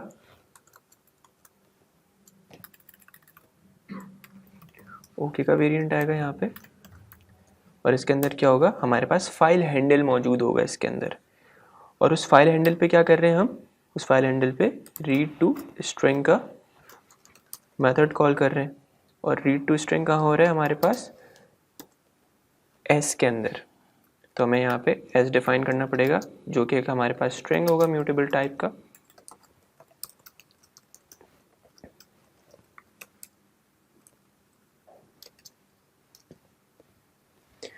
तो अब हमारे पास जो भी इस फाइल हैंडल से रीड हो रहा है वो कहाँ के सेव होगा, हमारे पास इस एस वेरिएबल में। यहाँ पे हम कुछ भी लिख सकते हैं, यहाँ पे हम फाइल लिख देते हैं, यानी जो हमारे पास फाइल हैंडल रिटर्न हुआ है ओके के वेरिएंट के अंदर, उसके ऊपर क्या कर रहे हैं हम, रीड टू स्ट्रिंग का मेथड कॉल कर रहे हैं, और रीड टू स्ट्रिंग का मेथड फाइल से कंटेंट उठा के किधर रख रहे हैं, एस के वेरिएबल में जो कि स्ट्रिंग टाइप का है।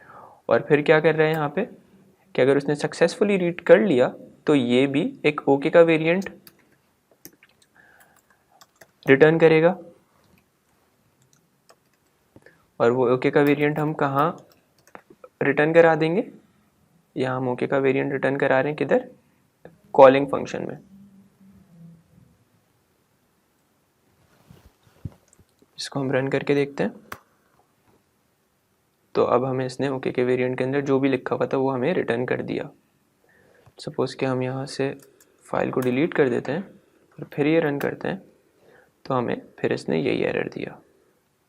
बेसिकली जो हम पहले काम कर रहे थे दो तीन लाइनों में, वो हमने कॉम्पैक्ट कर दिया है। हम उस तरीके से भी कर सकते हैं और इस तरीके से भी कर सकते हैं, लेकिन यहाँ पे एक बात याद ये रहने की है कि जब भी एरर वेरिएंट आएगा तो वो खुद ब खुद रिटर्न हो जाएगा, लेकिन जब भी ओके वेरिएंट आएगा हमें एक्सप्लिसिटली उसको यहाँ पे इस तरीके से रिटर्न कराना पड़ेगा। अब हम चलते हैं 9.3 की तरफ, पैनिक और नॉट टू पैनिक।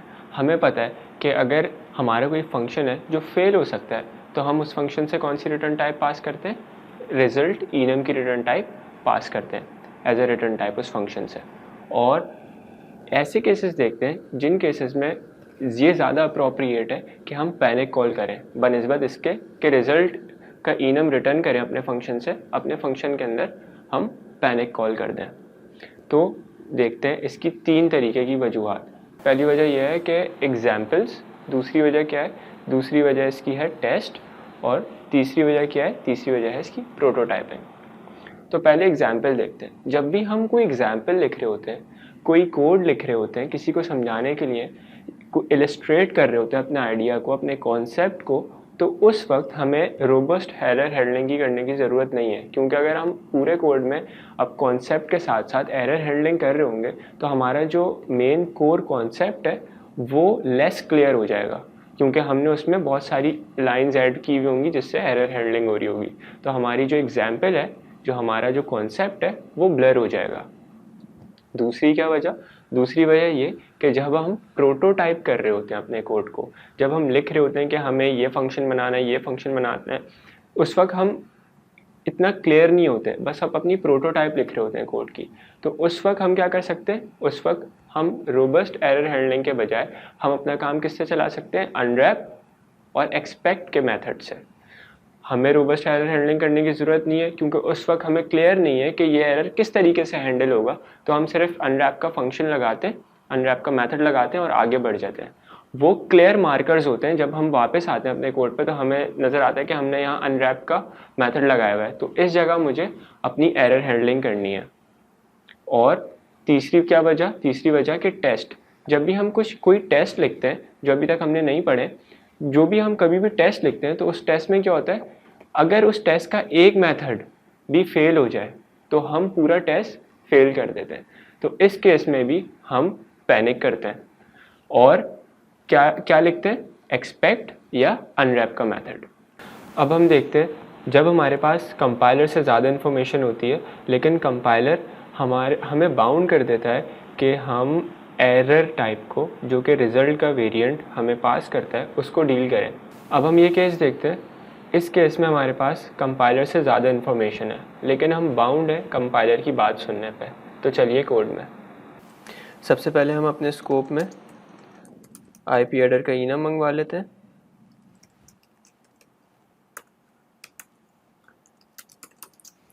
और एक इंस्टेंस क्रिएट करते हैं आईपी एडर का,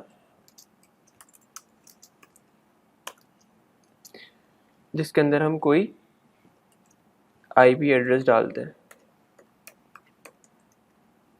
अब इस आईपी एड्रेस को हम क्या करेंगे, ये क्योंकि आईपी एड्रेस है हमारे पास स्ट्रिंग टाइप, तो हम इसको पार्स किस में करेंगे, आईपी एडर के टाइप में। और पार्स का जो हमारे पास मेथड है ये रिटर्न करते हैं हमारे पास रिजल्ट टाइप, इसके अंदर हमारे पास ओके वेरिएंट होता है और एक एरर वेरिएंट होता है। तो अब अगर हमारी पार्सिंग सक्सेसफुल हो गई तो हमारे पास ओके वेरिएंट रिटर्न होगा, और अगर जब हमारी पार्सिंग सक्सेसफुल नहीं हुई तो हमारे पास एरर वेरिएंट रिटर्न होगा। तो इसको अनरैप करते हैं। अगर हमारे पास ओके वेरिएंट होगा तो हमारे पास ये सक्सेसफुली रन हो जाएगा, और अगर हमारे पास पार्स यहाँ पे एरर का वेरिएंट शो करता है तो unwrap will result in panic. ये बिल्कुल ऐसी ही बात है जब हम ये करते थे let x is equal to, और यहाँ पे लेट सपोज कि हम 67 लिखते हैं। बेसिकली ये हमारे पास क्या है, ये एक स्ट्रिंग है जो हमने लिख दिया यहाँ पे 67। अब इसको हम पार्स करेंगे और इसको अनरैप करेंगे, लेकिन इसको बताएंगे भी कि 67 को हमें किस उसमें पार्स करना है, हमें U32 टाइप में इसको पार्स करना है। तो बिल्कुल सिमिलर ऐसे ही है कि एक स्ट्रिंग है जो एक आईपी एड्रेस है, वैलिड आईपी एड्रेस, हमें इसको किस टाइप में पार्स करना है, हमें इसको आईपी एड्रेस टाइप में पार्स करना है।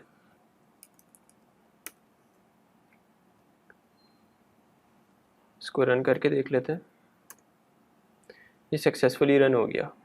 हमें इस केस में पता है, हमें जो बात समझनी है कि 127.0.0.1 is a valid IP address.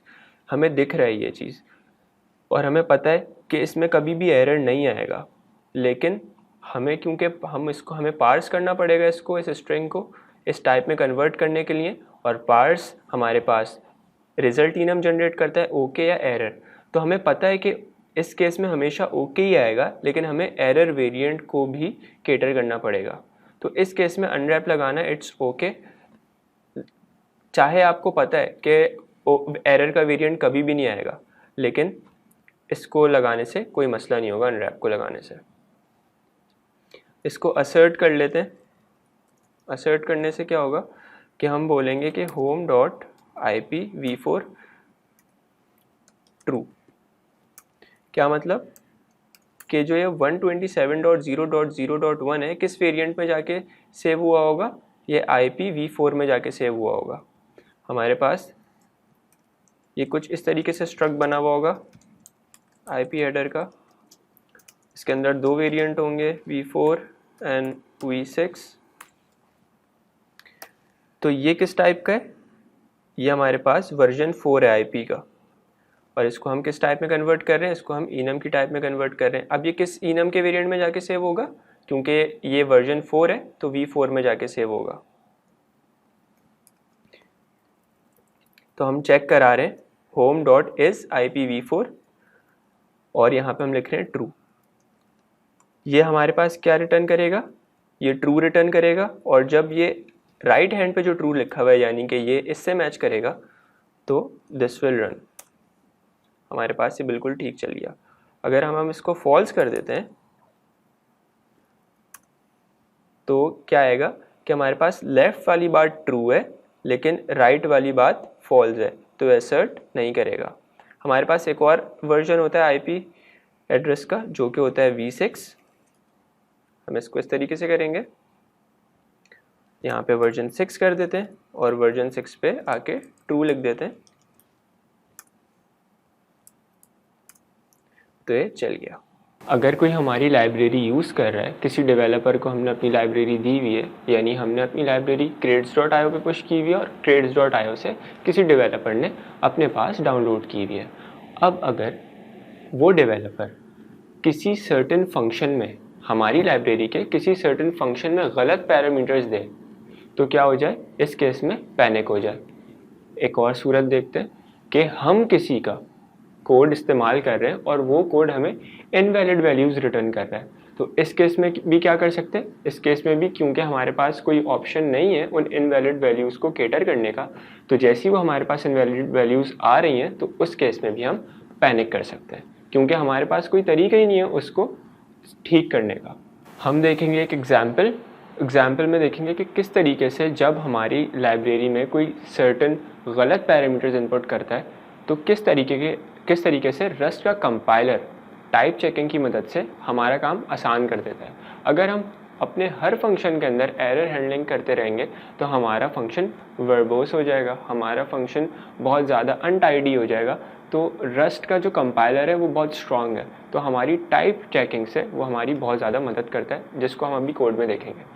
आपको याद होगा जब हम अपनी मेमोरी एक्सेस कर रहे थे वेक्टर में, हमारे पास 5 इंडेक्सेस थे लेकिन हम 99 इंडेक्स को ढूंढने जा रहे थे, तो वो हमें मेमोरी में नहीं मिल रहा था। उस केस में जहाँ वेक्टर डिफाइन हुआ हुआ है जिस स्टैंडर्ड लाइब्रेरी में, उस स्टैंडर्ड लाइब्रेरी में ये भी लिखा हुआ था कि जब भी कोई out of the bound memory access करना चाहे तो उस केस में पैनिक कर दिया जाए, क्योंकि उनके पास और कोई तरीका ही नहीं है इसको हैंडल करने का, तो उस केस में इसको पैनिक कर देंगे। हम lib.rs में आके अपना एक मॉड्यूल बनाते हैं कैलकुलेशन के नाम से। उसके अंदर हम एक फंक्शन बनाते हैं, उसका नाम रखते हैं इट्स पॉजिटिव, यानी हमेशा ये फंक्शन एक पॉजिटिव वैल्यू लेगा। और यहाँ पे क्या प्रिंट कर देते हैं, दिस नंबर इज पॉजिटिव। हम अपना लाइब्रेरी मॉड्यूल अपनी main.rs की फ़ाइल में के स्कोप में लेकर आते हैं। p1 हमारे प्रोजेक्ट का नाम है, कैल हमारे मॉड्यूल का नाम है। यहाँ पे हम fin main लिखते हैं और इसके अंदर हम कैल के मॉड्यूल के अंदर आके इट्स पॉजिटिव के फंक्शन के अंदर आके आर्ग्यूमेंट देते हैं 8 which is a positive number. अब इसको हम रन करते हैं तो हम इसने दे दिया दिस नंबर इज़ पॉजिटिव।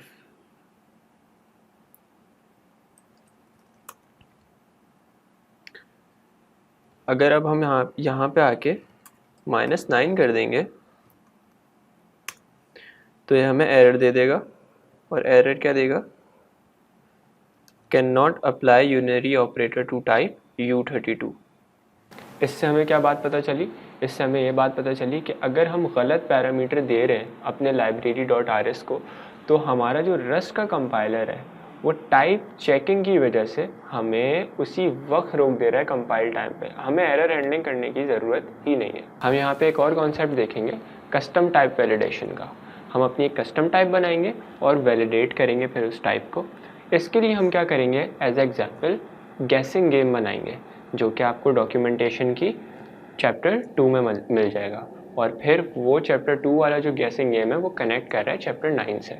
तो हम उसको पूरा देखेंगे किस तरीके से हम अपना गैसिंग गेम बनाते हैं और उसके अंदर अपनी हम कस्टम टाइप वैलिडेशन करते हैं। तो गैसिंग गेम कुछ इस तरीके से होगा कि कंप्यूटर एक रैंडम नंबर जनरेट करेगा जो मुझे नहीं पता, और मैं एज अ यूज़र उस रैंडम नंबर को गैस करने की कोशिश करूँगा। लेट सपोज कि कंप्यूटर ने जनरेट किया 10, ये मुझे नहीं पता कि कंप्यूटर ने जनरेट किया रैंडम नंबर 10, लेकिन लेट सपोज एज्यूम कर लेते हैं कि उसने 10 जनरेट किया है। तो अब मैं गैस करूँगा 2, मैच नहीं होगा, तो मुझे बोलेगा कि your guess is too low. उसके बाद अगर मैं गैस करूँगा 12, तो बोलेगा your guess is too high, और अगर मैं गैस कर लूँगा 10 तो बोलेगा यू विन। तो इसको हम अपने प्रोग्राम में करके देखते हैं।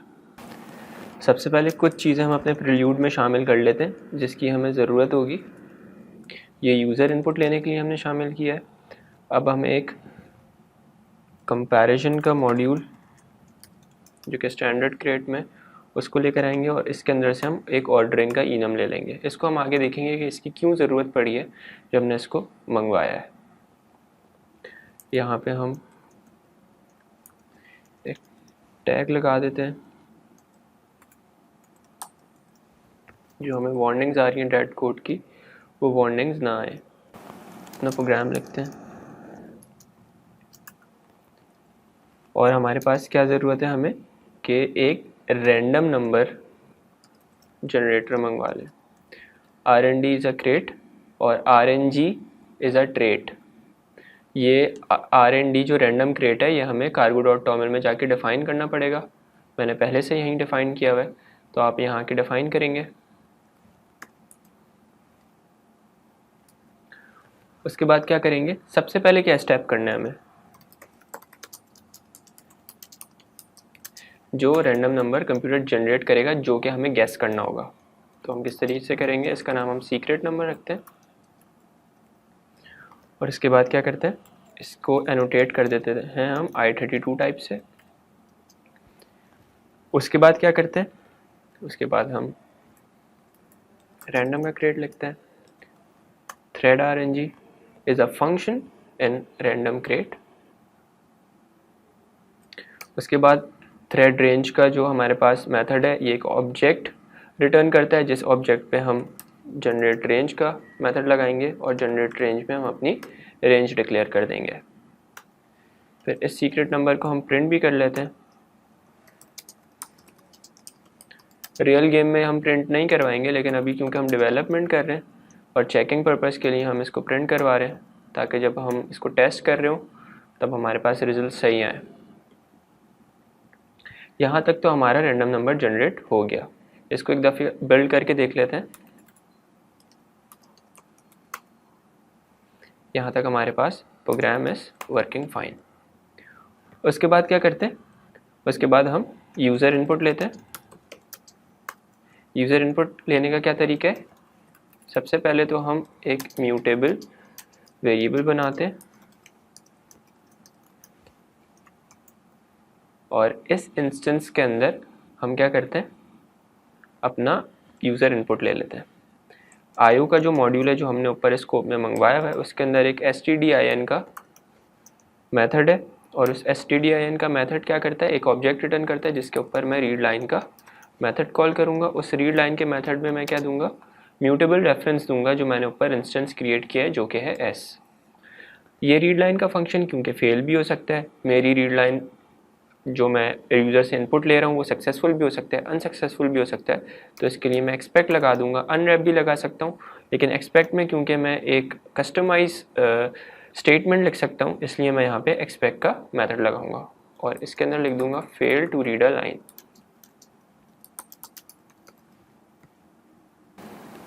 यहाँ तक हमारे पास यूज़र इनपुट हो गया, लेकिन याद रहे जो भी यूज़र इनपुट होता है वो स्ट्रिंग में होता है। तो यहाँ पे हम क्या कर सकते हैं, इसको पार्स करेंगे। इसका हम ना मीनिंगफुल नाम रख लेते हैं, यहाँ से एस हटा के इसको गैस कर लेते हैं।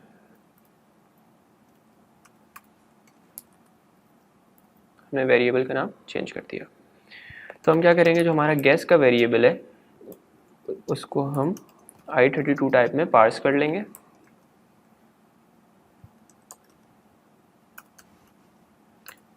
इसके ऊपर हम ट्रिम का मेथड लगा देंगे। ट्रिम का मेथड हम पहले लगाएंगे, उसके बाद हम पार्स का मेथड लगाएंगे। हमने क्या देखा था कि पार्स जो है वो रिटर्न करता है रिजल्ट इनम। अब ये पार्सिंग फेल भी हो सकती है और पास भी हो सकती है। तो हम क्या करेंगे, हम मैच कर लेंगे। अगर पास हो गई तो ओके वेरिएंट जनरेट हो और अगर फेल हो गई तो एरर वेरिएंट जनरेट हो। ओके के अंदर हम क्या रिटर्न कर देंगे, वही नंबर और एरर के अंदर हम क्या रिटर्न कर देंगे, यहाँ पे जो मैं ये लगा रहा हूँ दिस इज कैच ऑल, यानी कोई भी एरर आएगा तो इसके अंदर कैच हो जाएगा। और यहाँ पे हम क्या लिख देंगे, कंटिन्यू। अब मैं बताता हूँ कंटिन्यू मैंने क्यों लिखा, क्योंकि यूज़र बार बार गैस कर रहा होगा।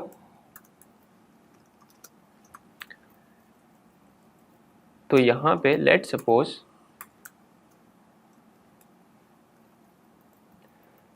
कि मेरे पास सीक्रेट नंबर जनरेट हुआ है 11, 1 से लेके 101 तक कोई भी हो सकता है, तो 11 जनरेट हुआ। यहाँ पे यूज़र आया और यूज़र ने क्या इनपुट कर दिया, ABCD। अब ABCD को जब, यानी इस वक्त गैस में क्या है, गैस में है ABCD। अब जब ABCD को पार्स करेंगे I32 टाइप में तो वो एरर जनरेट करेगा। जैसे ही एरर के क्लॉज में आएगा तो कंटिन्यू करेगा। कंटिन्यू क्या, यानी ये लूप वापस से चला देगा। तो इस वजह से हमने कंटिन्यू लगाया है।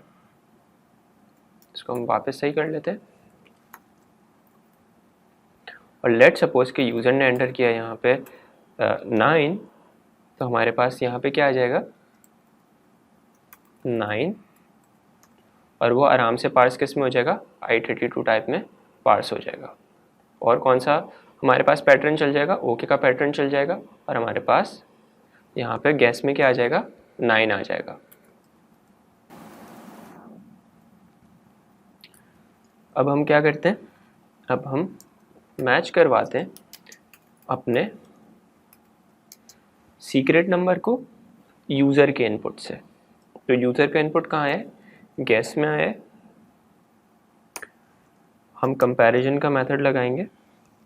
कंपैरिजन का मेथड एक हमारे पास पैरामीटर ले रहा है और उसके अंदर हम सीक्रेट नंबर लिख देंगे।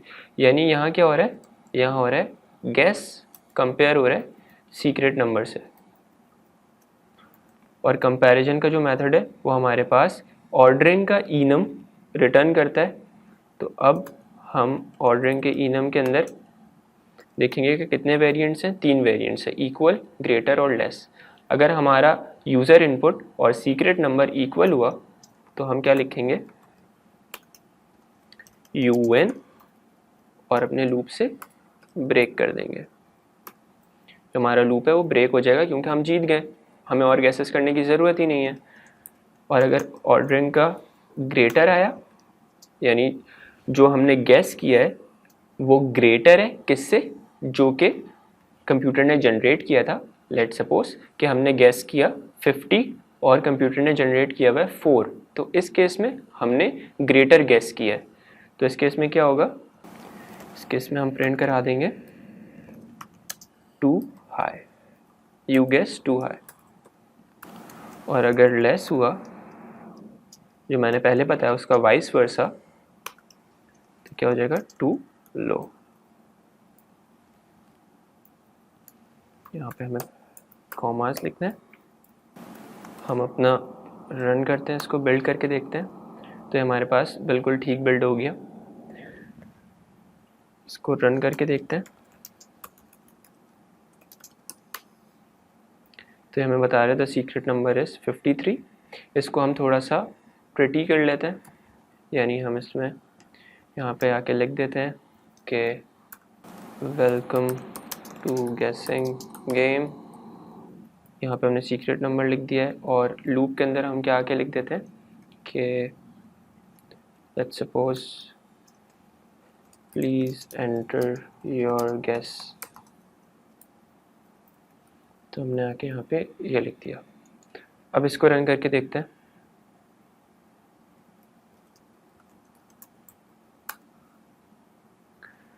तो अब हमें ये वेलकम नोट दे रहा है, उसके बाद बता रहा है कि द सीक्रेट नंबर इज़ 1, यानी कंप्यूटर ने 1 जनरेट किया है। अब हम अपना गैस जनरेट करते हैं। हम लेट सपोज 0 लिखते हैं, तो बोलेगा कि आपने 2 लो गैस किया है, बहुत कम गैस किया है। हम अगर इसको बोलेंगे 5 तो बोलेगा 2 हाई, और अगर हम इसको बोल देंगे 1 तो ये बोलेगा UN। लेकिन यहाँ पे मसला क्या आएगा कि अगर हम इसको -1 लिखेंगे तो हमें 2 लो दे रहा है, लेकिन -1 तो रेंज ही नहीं है। -1 में तो कभी जनरेट ही नहीं हो सकता हमारा रैंडम नंबर, तो यूज़र को हम रिस्ट्रिक्ट कर देंगे कि वो माइनस में नंबर ना डाले। एक तरीका तो यही है कि यहाँ हम U32 लिख दें और यहाँ पे भी आके हम इसको U32 में पार्स करा लें। एक तरीका तो ये है, लेकिन क्योंकि हमें अपनी कस्टम डेटा टाइप से वैलिडेशन करानी है तो हम U32 टाइप से नहीं जाएंगे। हम इसका एक वर्क अराउंड देखते हैं। हम अपनी एक टाइप बना लेते हैं। हम अपनी एक टाइप बनाते हैं यहाँ पे पब्लिक स्ट्रक्ट और उस टाइप का नाम लिखते हैं गेस। उसके अंदर एक फील्ड लिखते हैं वैल्यू की, जो कि हमारे पास I32 टाइप का डेटा लेगी। अब इस डेटा टाइप की हम इम्प्लीमेंटेशन करेंगे।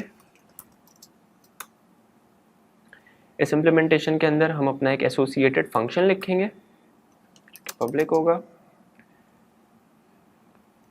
न्यू के नाम से, और ये हमारे पास एक वैल्यू ले रहा होगा जो कि होगी I32 टाइप की, और ये क्या रिटर्न कर रहा होगा, हमारे पास एक गैस डेटा टाइप की एक वैल्यू रिटर्न कर रहा होगा। तो हम यहाँ से क्या रिटर्न कराएंगे, गैस टाइप की वैल्यू। लेट सपोज कि हमारे पास इस वैल्यू में यूज़र इनपुट करता है -1, तो हम यहाँ चेक करा लेंगे if value is less than 1 और वैल्यू इज़ ग्रेटर देन 101। तो उस केस में क्या कर दो, पैनिक कर दो, you entered the number out of range, you entered, ये हमें बताएगा भी कि आपने क्या वैल्यू इंसर्ट की है, और वो वैल्यू माइनस में। अब हम क्या बोल रहे हैं कि ये फंक्शन एक डेटा टाइप रिटर्न करेगा गैस टाइप की, और तो हम यहाँ पे क्या करेंगे, रखेंगे गैस और इसके अंदर वैल्यू जो हमारे पास फील्ड है ऊपर। तो अगर यहाँ पे इस क्लॉज में लाई नहीं किया, अगर इफ़ के क्लॉज में लाई नहीं किया तो हमारे पास क्या चल जाएगा, यहाँ से वैल्यू रिटर्न हो जाएगी, और अगर इफ़ के क्लॉज में लाई कर गया तो हमारे पास पैनिक जनरेट हो जाएगा। अब हम एक फंक्शन लिखते हैं जो कि गेटर का फंक्शन होता है, उसको हम पब्लिक रखेंगे और उसका नाम हम वैल्यू रख देते हैं, और इसके अंदर एक सेल्फ का पैरामीटर होगा और ये क्या पास कर रहा होगा, I32 डेटा टाइप की वैल्यू। यहाँ पे हम क्या कर देंगे, सेल्फ डॉट वैल्यू। ये बेसिकली फंक्शन क्या कर रहा होगा, ये जो वैल्यू है फील्ड है, ये बेसिकली फंक्शन क्या कर रहा होगा, ये फंक्शन क्योंकि यहाँ पे हमारी जो वैल्यू है वो प्राइवेट है, तो इसका मतलब क्या कि हमारा मेन फंक्शन डायरेक्टली इस फील्ड पे आके राइट नहीं कर सकता, लेकिन हमारा जो मेन का फंक्शन है वो इस मेथड को एक्सेस कर सकता है, क्योंकि ये मेथड क्या है, पब्लिक मेथड है। जब इस मेथड को एक्सेस कर लेगा, लेट सपोज मैंने क्या करा, मैंने एक इंस्टेंस बनाया गैस का, और उस इंस्टेंस के ऊपर मैंने डॉट लगा के ये वैल्यू का मेथड कॉल कर लिया। तो अब क्या होगा, जो भी उस इंस्टेंस के अंदर वैल्यू होगी वो मुझे रिटर्न हो जाएगी। ये गेटर का फंक्शन क्या कर रहा है, ये हमें रिस्ट्रिक्ट कर रहा है कि हम मेन फंक्शन के अंदर आके डायरेक्टली इस फील्ड को इनिशियलाइज ना कर दें। अपना प्रोग्राम बिल्ड कर लेते हैं। हम अपने मेन के फंक्शन को थोड़ा सा ऊपर ले आते हैं, जो हमने पहले लिखा था इसको बिल्ड करके देखते हैं। पहले इसको कार्गो चेक करके देखते हैं, तो हमारे पास बिल्कुल ठीक है। अब हम यहाँ क्या करते हैं, यहाँ पे आते हैं, क्योंकि कंपैरिजन से ऊपर हमें चेक करना है, जब कंपेयर हो रही है वैल्यू जो यूज़र ने इनपुट की है सीक्रेट नंबर से, जब ये वैल्यू कंपेयर हो रही है तो हमें क्या करना है, तो हमें इसके ऊपर सबसे पहले अपने आके एक इंस्टेंस बनाना है, किस डेटा टाइप का, गैस डेटा टाइप का। गैस एक डेटा टाइप है जिसके ऊपर हम न्यू का एसोसिएटेड फंक्शन कॉल कर रहे हैं, और इसके अंदर हम क्या वैल्यू रख देंगे, हम इसके अंदर वैल्यू रख देंगे गैस, जो कि यूज़र ने इनपुट की है।